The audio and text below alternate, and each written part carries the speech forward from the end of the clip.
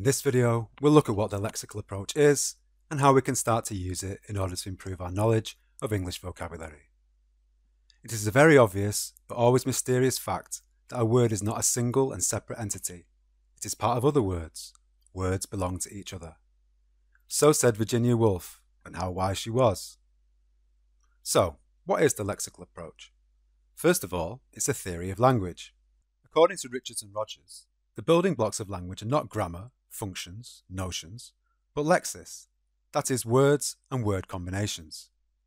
In other words, we should worry less about structure and focus more on content. Secondly, it's an approach to teaching and learning.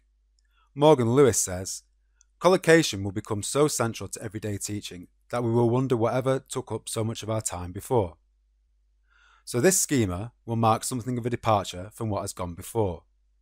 In the lexical approach, then, we will break the vocabulary-grammar dichotomy. Because, as has rightly been pointed out, students don't take grammar books abroad with them, they take dictionaries.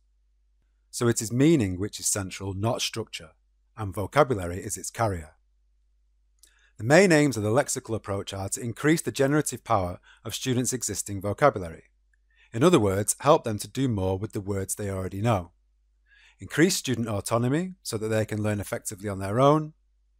Help them to abandon rules in favour of observation, hypothesis, experimentation, so that they can explore the language for themselves and play with it in the way that a child might when they are learning their mother tongue.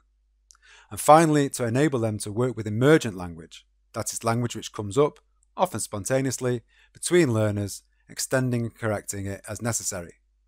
And it has to be said that while the lexical approach in many ways mirrors child language acquisition, it is as useful for advanced students as for beginners.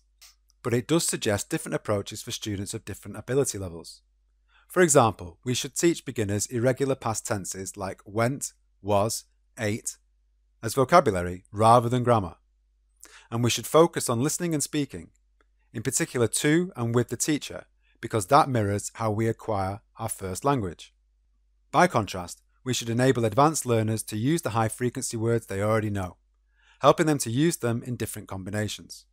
And in terms of skills, we should focus on reading so that they can widen their exposure to new vocabulary and natural native English. In the next video, we'll look at implementing the lexical approach in the classroom.